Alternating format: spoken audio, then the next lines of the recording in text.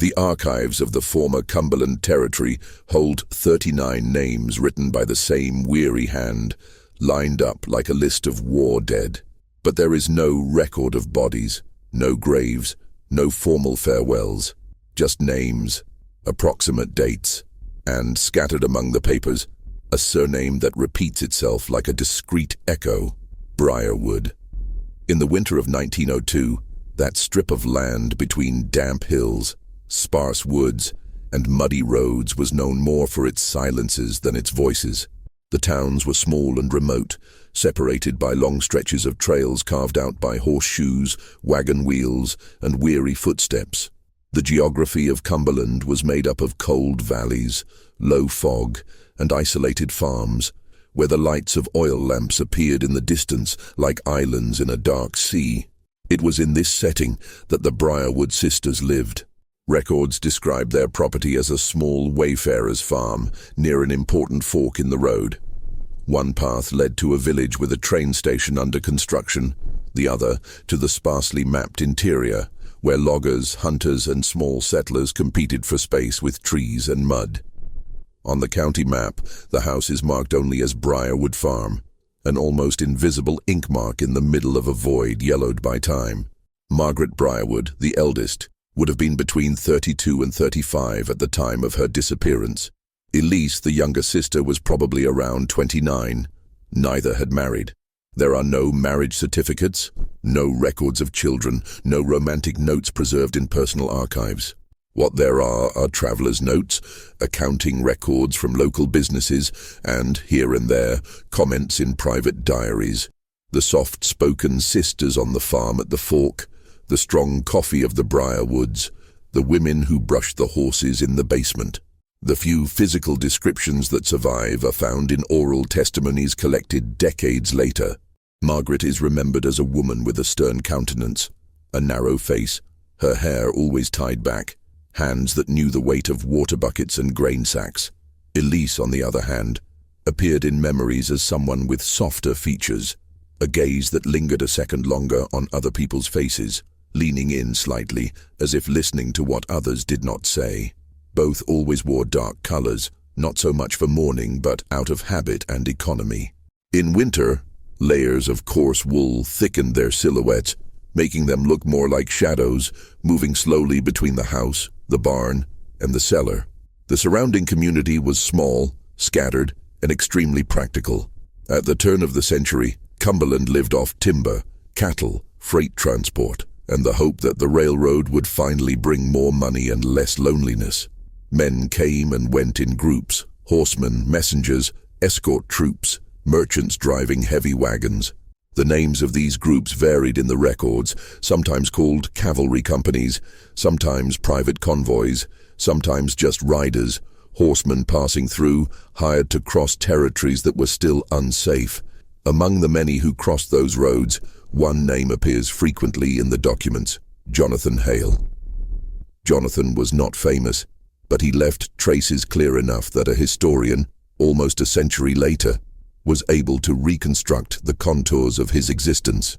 He appears as a subscriber to correspondence, as a recipient of parcels, as a witness in 2 official statements, and as a regular payer at a small warehouse in the border town.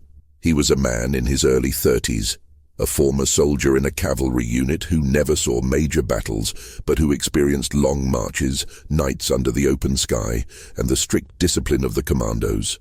Short in stature, with broad shoulders and calloused hands, Jonathan had traded his military horse for the saddle of escort and delivery services. He carried letters, documents, small sums of money, and sometimes people who could not or did not want to travel alone. He was the kind of face that would go unnoticed in a crowd, were it not for one recurring detail in descriptions: an attentive way of observing his surroundings, as if he were always evaluating exits, escape routes, and places of shelter. Those who knew him described him as a decent man, not given to unnecessary conversation, trustworthy with money and secrets. The Briarwoods and Jonathan crossed paths more than once before 1902. Local accounting records show a series of payments made on behalf of J. Hale for overnight stays, meals, and animal lodging at the Briarwood farm. It was not exactly an official inn, but rather a type of improvised refuge, common in regions where there were not enough inns. Travelers slept in the attic, on wooden floors that creaked with every step, while horses were taken to the basement, where, according to testimonies from the time, the sisters kept a clean, organized space with brushes hanging, buckets lined up, and tools carefully stored on narrow shelves. They called this place, in rudimentary English mixed with terms of the time, the grooming basement. There the horses were brushed, their hooves examined, their saddles readjusted, and their blankets dried. Water was heated in large iron pots and carried in buckets to the basement. The smell described by an anonymous traveler in a personal diary is one of the few sensory details preserved. The smell of damp hay, greasy leather, and something metallic, perhaps rust, perhaps dried blood from some injured hoof. The sisters descended and ascended the narrow stairs with familiarity, almost always without speaking much, sharing glances that visitors rarely knew how to interpret. At the beginning of the century, silence was not necessarily suspicious. People of the land learned to economize words as one economizes matches. But analyzed in conjunction with what would follow, these small details, the carefully organized basement, the sisters' preference for keeping horse and rider separate, their insistence on personally caring for the animals, would take on another weight. By the time the winter of 1902 began, Cumberland already had its own road stories told around campfires and wooden tables, wagons that got stuck in the mud and were never recovered, travelers who got lost in the fog, groups attacked by thieves, sudden storms that caused rivers to rise overnight. Disappearances in that context were not exactly rare, but multiple systematic disappearances, recorded with dates, names, and approximate destinations. That was something else. This is where the records begin to align strangely. In the space of a few months, the number of riders listed as did not return, did not reach destination, or presumed lost rises discreetly but steadily. Some of them were supposed to pass by the fork in the road where the Briarwood house stood. Some, it is known for certain, stopped there to rest, change horses, or just have strong coffee and stale bread warmed on the wood stove. Others are listed only as last seen on the Cumberland route. Among those names is Jonathan Hale. A yellowed sheet of paper, preserved in a county archive, records what appears to be his last confirmed presence. Hale, Jays on the 12th, passed with a group of horsemen, heading north. Mentioned a brief stop at the Briarwood farm. There is no signature, only the hasty handwriting of the local clerk. The same handwriting that a few pages later would reappear, now in a dry list, without details. Riders not returned, 39. 39 horsemen, missing over a few months, connected by similar stretches of road, similar weather conditions, routes that passed or could pass through the same silent fork. For decades, this list was treated as just another of the many anonymous tragedies of the frontier, an accumulation of accidents, assaults, illnesses, and geographical misfortunes, until a historian at the end of the 20th century found something that did not fit so simply. Among the loose notes, receipts, newspaper clippings, and belated testimonies, there was a different page, written with a different type of ink, on paper with a slightly different texture. At the top, just one sentence. Inspection of the Briarwood sisters' basement. Just below, the date, February 17th, 1903. The rest of the text, however, ended abruptly. The last line interrupted in the middle of a sentence, as if the hand that wrote it had been suddenly stopped, or as if the last words had been torn out by someone, at some point in the past, before the document reached us. It was the first and only time in the entire official archive that the Briarwood sisters' grooming basement was mentioned directly in an inspection report. And it was precisely at this point that the silence began to grow too loud to be ignored. Their names, the basement, and the 39 horsemen would, from then on, become part of the same enigma. The months leading up to the disappearance of Jonathan Hale, and so many other horsemen listed in the archives, were marked by a routine that was apparently common in the region. Cumberland, in 1902, experienced a kind of harsh normality, shaped by work and necessity. The cold, damp climate demanded constant effort. Wood had to be stacked, wells cleaned, ditches drained, animals fed before the frost hardened the ground. Nothing there happened without the participation of the whole body. The Briarwood farm also followed this rhythm. Margaret, the eldest sister, woke up before sunrise, lit the wood stove, heated the water that would be used in the basement, and then took care of the few chickens they kept near the house. Elise came downstairs still sleepy, wrapped in a dark shawl, always careful not to make too much noise. There was an extreme delicacy in the way she handled objects, as if she were afraid of breaking something or waking someone up. The closest neighbors, living almost 2 kilometers away, described the sisters as discreet but helpful. In harsher winters, Margaret would trade fresh milk for bags of flour. Elise would sew hems on skirts and mend coats for families who couldn't afford new clothes. The Briarwoods weren't rich, far from it, but they maintained a solid dignity that shielded them from the kind of gossip that tended to circulate in small communities. Still, there was something about them that no one could quite put their finger on. Perhaps it was the fact that they never attended local parties or religious celebrations, or their habit of declining dinner invitations, or their excessive caution about the basement, which they wouldn't allow anyone to visit without supervision. Maybe it was just the silence. A silence deeper than usual, which seemed to haunt the sisters inside and outside the house. Jonathan Hale had noticed this, although he never commented on it openly. In his previous passages, noted in receipts and testimonies from other riders, there is a curious repetition. He always chose to sleep in the attic of the Briarwood farm even when there were more structured posts 2 days away. It is not known whether it was for convenience, economy, or some kind of silent trust he had placed in the sisters. A traveler who slept one night in the same attic reported years later that Jonathan seemed too comfortable in that place for someone so accustomed to the distrust of the roads. According to this belated testimony, Jonathan spoke little but observed everything. He observed how Margaret measured every word, how Elise avoided looking at strangers for too long, how both of them went down to the basement every 3 or 4 hours, regardless of the time of day, always with buckets, damp cloths, or metal tools, always closing the door behind them. For any traveler of the time, that routine was not exactly suspicious. Caring for horses required consistency. Still, some reports reveal uncomfortable perceptions. The feeling of excessive humidity in the attic air, the smell of wet leather coming through the cracks in the floor, faint metallic noises, like tools being handled too close by. A diary found in 1911 contains a brief sentence scribbled without further explanation. The sisters never leave the basement completely dark. It is impossible to know for sure whether Jonathan noticed these details or simply accepted them as a natural part of the environment. He was a man accustomed to prioritizing practical needs, shelter, food, rest, and rarely allowed himself to be affected by impressions. But in the last recorded passage before the disappearance, a small comment he made caught the attention of another horseman in the group.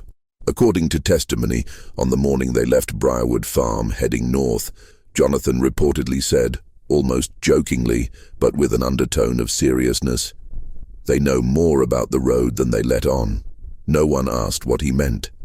Life in the territory demanded haste, and thoughtful conversations did not fit with the urgency of travel. Still, that phrase would reappear in statements taken much later as a kind of discreet omen, an observation that no one took seriously until it was too late. Meanwhile, in the community, rumors of disappearances began to circulate in hushed conversations, usually around wood stoves. A horse had returned alone weeks earlier with a damaged saddle. 2 wagons did not reach their intended destination, and the company responsible claimed miscommunication. A group of 4 horsemen was seen leaving a village, but there is no record of their passage in the next county. All of this added up to an atmosphere of unease, although no one could point to a clear pattern. Winter made everything more difficult to distinguish.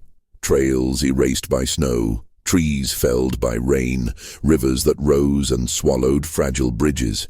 For many, the disappearances were nothing more than unfortunate coincidences, typical of the frontier. For others, there was something more, but there was a lack of evidence, a lack of cohesion between the reports, a lack of time to investigate. Until then, Briarwood Farm was just another isolated house on the route, inhabited by two reserved women who took good care of the animals and spoke little to strangers. But among the documents analyzed by the historian, there is a detail that suggests that the apparent tranquility was about to end. Between December 1901 and January 1902, the sisters bought 3 times more soap, lamp oil, and hay than usual. The transactions were recorded at the local store and stamped with Margaret's firm handwriting. The surplus was enough to care for not 2 or 3 horses, but many. When the disappearances began to be officially recorded, no one immediately connected these details. However, to a researcher looking at the archives almost a century later, those numbers seemed more than just supply coincidences. They seemed like preparation, and it is precisely at this point that the daily life of Briarwood, quiet, organized, predictable, reveals its first crack. A small rupture that added to others would begin to cast a shadow of what was to come. Because, according to a document dated early 1902, an anonymous traveler reported that one night, upon waking in the attic, he thought he heard footsteps coming from the basement. Many footsteps, not just the light footsteps of the sisters, footsteps that seemed to belong to someone heavier, or to more than one person. The report was not pursued, but the last sentence of that note is what remains recorded in the archives. If there was someone down there, they didn't want to be heard. Jonathan Hale's last recorded passage through Cumberland occurred on February 12, 1902. The date appears in 2 different sources, a collection note from the local store and the clerk's quick note, which mentioned the group of horsemen's intention to head north after a brief stop at the Briarwood farm. At first glance, nothing indicated that this journey would be any different from the others. But as we reconstruct the events of that night based on later testimonies, recorded weather conditions, and approximate travel times, a more disturbing picture emerges. A picture made up of silences, shadows, and small decisions that together sealed their fates. On the afternoon before their departure, the group of horsemen, consisting of Jonathan and 4 other men, had faced a light rain that had turned the muddy roads into treacherous terrain. The horses' hooves sank, mud stuck to their harnesses, and the cold wind hit their faces like frozen dust. They arrived at the fork exhausted, the animals visibly stressed from the long journey. It was the kind of situation where any shelter would do. And Briarwood Farm was there, silent, with smoke rising from the stove and a lamp lit in the front window. According to later documents, the riders were greeted by Margaret. She, as always, assessed the animals before saying a word. The account of one of the survivors, the only one who had separated from the group hours before the disappearance, accurately describes the scene. The older woman looked at the horses as one looks at the wounded. She didn't ask where we came from or where we were going. She just said, "They won't go far in this mud. Leave them in the basement and come upstairs." The lamps lit the interior of the house with a steady, yellowish light that cast dense shadows in the corners. Elise appeared shortly after with a tray of hot coffee and warm bread. None of the documents suggest that there was any explicit tension during that encounter. On the contrary, the house seemed to offer the typical relief of a makeshift shelter in the countryside. The men drank, ate, and went up to the attic, taking with them the weight of the road and the accumulated fatigue of the previous days. Jonathan, however, took longer than the others before going upstairs. According to the only indirect testimony available, a memory recounted decades later, he went down to the basement with Elise to check on his horse. This information is ambiguous, as it does not appear in official records. But the historian who analyzed the case believes it is plausible, since it was Jonathan's habit to check the saddle, the hoof, and the condition of the animal before continuing his journey. The basement of the Briarwood farm, according to descriptions, was large enough to hold 4 to 6 horses, as well as tools, bales of hay, and buckets of water. The staircase was narrow, with dark wooden steps worn down by the sisters' constant passage. The air there was more humid than in the rest of the house. The smell of metal, probably from the tools, mingled with that of leather and wet hay. and there was always a lamp lit. Always. A recurring detail in reports. The basement was never completely dark. Jonathan might have noticed this that night, or he might have simply ignored it, focused on the tired horse that whinnied softly when it saw him descend. There is no way to know. What is known is that when he finally climbed into the attic, the other men were already lying down, scattered across the wooden floor with makeshift blankets. The rain outside had stopped. However, the night was heavily silent, more so than usual for that region. Weather logs record that the temperature dropped dramatically after sunset. Fog formed quickly and got caught between the trees, creating an opaque barrier that swallowed sounds. The Briarwood house was isolated by thick, almost contrastless darkness. Only the lamp in the entrance remained lit, like a fixed point of light. It was in this motionless setting that something began to seem wrong. One of the men, the one who would survive the disappearance because he had left earlier, reported years later that he woke up in the middle of the night, feeling the floor vibrate slightly. A short, repeated vibration, as if someone were walking in the basement. What intrigued him, according to his testimony, was not the fact that there was movement below them, but the rhythm. Slow, steady steps, too heavy to belong to the sisters. He did not wake the others. He had the vague impression that it might just be one of the horses stirring. But in the absolute silence, those sounds seemed to fill the space exaggeratedly, as if the whole house were holding its breath. Shortly after, he also heard a metallic noise, something dragging on the floor. Jonathan, lying closer to the stairs, raised his head. There is no description of words exchanged, only quick glances. The survivor said Jonathan seemed alert, but not alarmed. He just listened.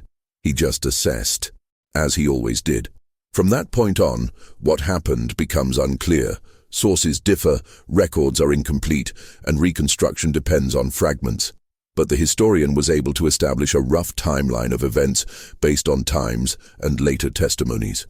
The survivor got up shortly before dawn, disturbed by the vibration of the floor. He looked out the window and saw that the fog had completely engulfed the land. Nothing but white and silence. He decided to leave before the group, claiming the need to reach his destination that same day. This man, whose name has not been preserved in the archives, saddled his horse and left the farm without saying goodbye to the sisters. He did not see Jonathan. He did not see the other men. He saw nothing but a motionless silhouette at the front door, which he believes was Margaret, holding the lantern. This was the last statement from someone who saw the group alive. What came next is composed only of absences. The 5 horsemen never reached their destination. None of their horses were found. There were no reports of footprints, tracks, or signs of conflict on the route ahead. The road was clean, swept by frost. No wagons passed by in the following days, and the fog persisted for almost a week. But there is one detail recorded in the inspection report, the one that mentions the Briarwood basement. When the authorities finally arrived at the farm, weeks after the disappearance, they found the house intact, tidy, silent.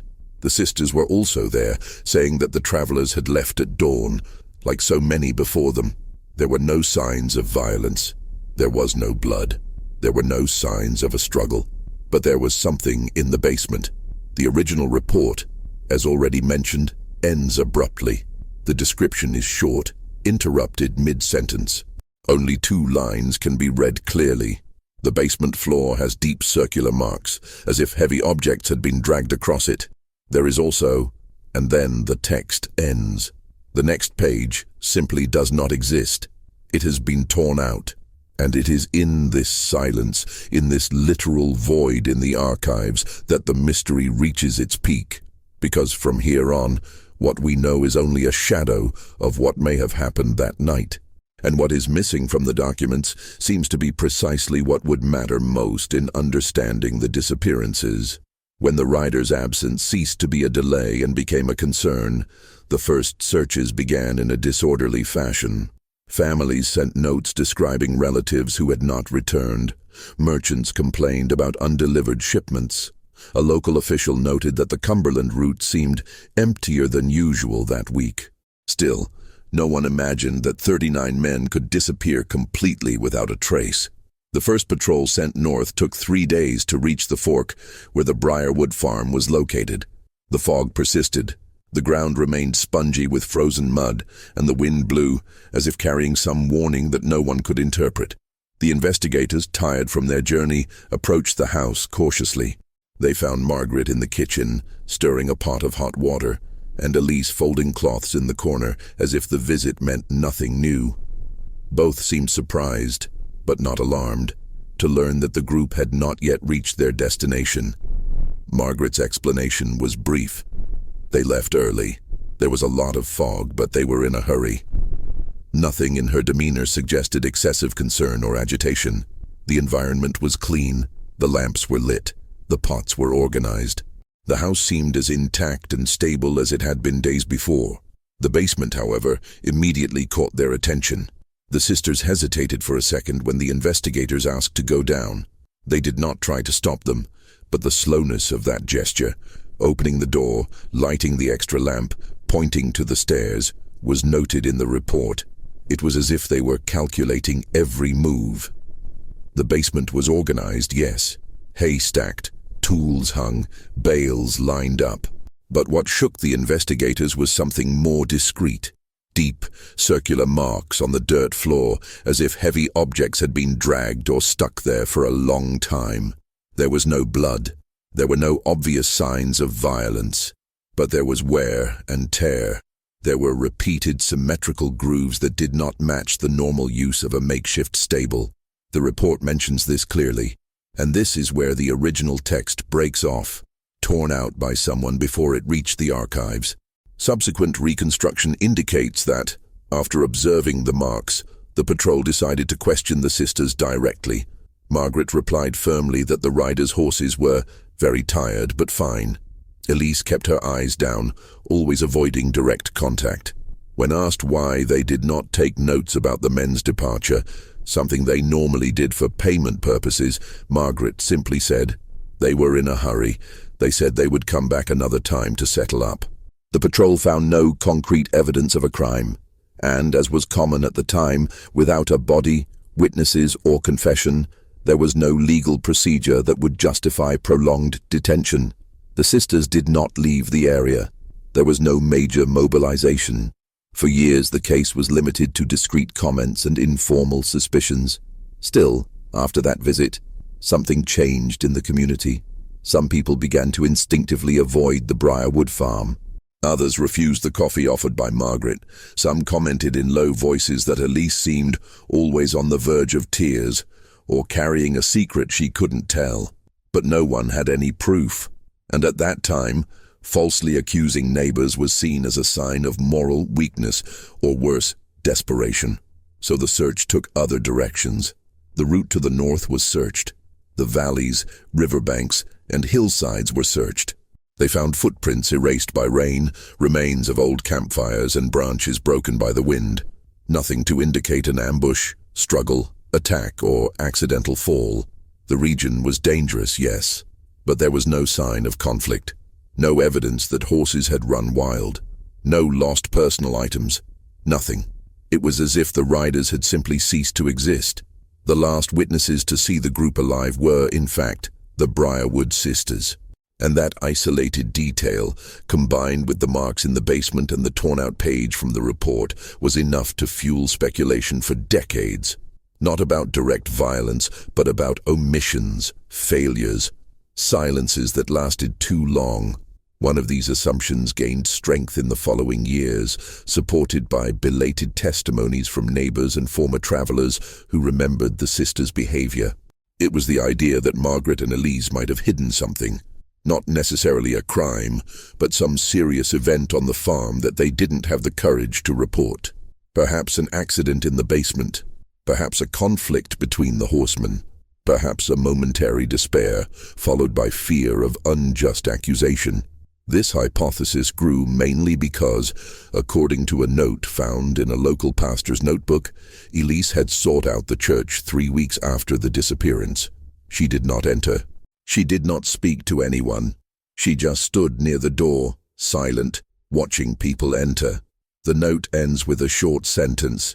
She looked like someone carrying too much weight. There is no record of her ever returning. But the most important revelation came decades later, when a historian revisiting the archives found something almost invisible.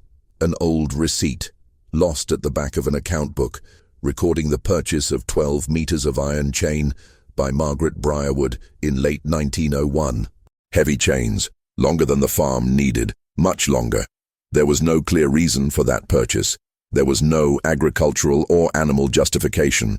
And there was no indication in subsequent inventories that the chain was still on the property. That detail alone proves nothing.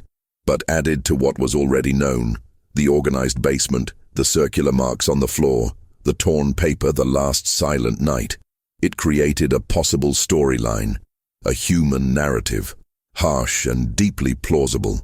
A narrative in which the disappearance of the riders is not due to supernatural forces, invisible bandits, or unexplained accidents, but rather to what happens when silence, fear, severe weather, darkness, and bad decisions intersect at the exact moment.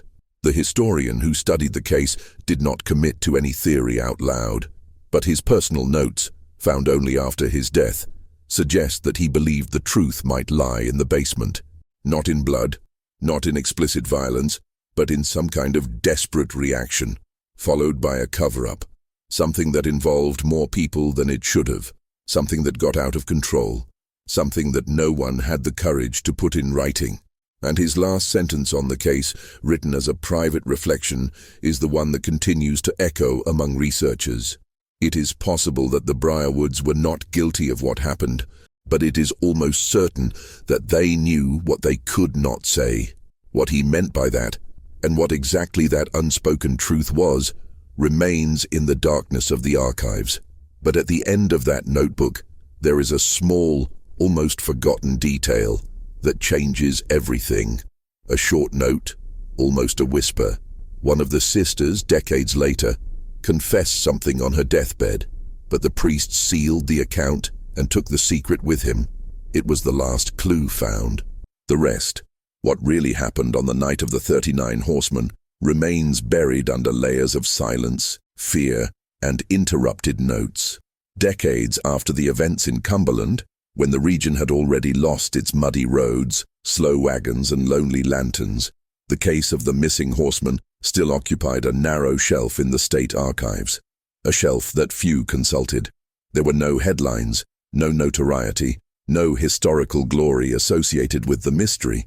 What there was just a set of yellowed papers, slowly breathing time, almost forgotten papers, holding an enigma that never found a definitive conclusion. It was there, among the fragile sheets, that a solitary historian spent most of his last years. He no longer sought complete answers. He had learned over time that old research rarely offers the comfort of clarity. What he was looking for was something else, the human remnants that remain when absolute truth dissolves into silence.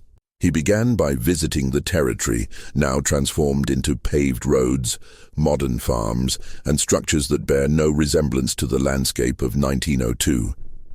The old Briarwood farm no longer exists. It was demolished in the 1940s to make way for a new agricultural property. No part of the original house survived. There are no boards, no stairs, no worn walls that witnessed the sisters' footsteps. The basement, the center of so many rumors, was buried under tons of earth, leveled for planting. The historian walked through the silent grounds. He said in his personal notes that the late afternoon light created a hue similar to that of old photographs, and that for a moment he had the feeling that the past was breathing under his feet, not as a haunting, but as an insistent memory. He knew he would find nothing there, but he also knew that places carry echoes, even when everything that could speak has been erased. In the months that followed, he devoted himself to tracking down late testimonies, letters forgotten in family trunks, church pamphlets, shopping lists, marginal notes. None of this brought clear revelations, but all the pieces had the same tone, a tone of silent guilt, of things left unsaid, of fears that no one dared to record. The Briarwood case was not made up of direct clues. It was made up of absences. Margaret and Elise disappeared from official records shortly after World War I. One of them is believed to have died before 1920. The other, according to oral histories, lived in seclusion until old age, tending a small vegetable garden and rarely speaking to neighbors. It is impossible to determine which of the two sought out the church decades later to confess something that the priest refused to reveal. This detail, so small and so powerful, survives only in the irregular notes of a priest, written in a notebook that has lost half its pages. The historian analyzed this note for weeks, trying to extract some insight from it. But all he found was confirmation of what he already suspected, that the truth about that night did not disappear because of a lack of witnesses, but because the witnesses chose silence, not out of cruelty but out of fear, shame, loyalty, or perhaps the inability to face an irreversible mistake. The main hypothesis he raised, and never officially published, is that something got out of control in the basement that night. Perhaps one of the horses became violently agitated, causing panic. Perhaps one of the men, exhausted and irritated, argued with another. Perhaps a small tragedy became a greater tragedy, amplified by the severe weather, the thick darkness, and the rush to continue the journey. And the sisters, isolated, bearing the responsibility of that house alone, did what they thought was the least devastating thing. But this hypothesis does not solve everything. It does not explain the 39 horsemen. It does not explain the chains. It does not explain the torn page from the report. And above all, it does not explain the desperate silence that enveloped the case like a veil that no one dared to lift. There was something in that file, something the historian never said aloud but implied in his writing, that perhaps the truth was not a single scene, but a sequence of decisions accumulated over weeks, that the riders did not disappear in a single event, but in several, that the sisters covered up the first disappearance out of fear, and once the silence was made, they became prisoners of it. The historian realized over time that the Briarwood case was not about the guilty and the innocent, but about human frailty when confronted with loss of control. It was about isolated people trying to survive the harsh circumstances of a time that allowed no mistakes, let alone confessions. It was about the burden of carrying decisions that should never have been made. In his last note, written a few months before his death, he reflects on his visit to the land where the farm had once stood. He describes the wind blowing through the young trees planted there, and the feeling that each one held a silent fragment of what was never revealed. He also says that when he closed his eyes, he could imagine Jonathan Hale riding his horse for the last time, looking at the thick fog and trying to guess the road ahead. He ends the text with a sentence that has unwittingly become the historical epitaph of the case. The truth may have survived only within those who chose not to tell it. And just below, in smaller, almost faded letters, and perhaps the silence of the Briarwoods, was the confession we will never find.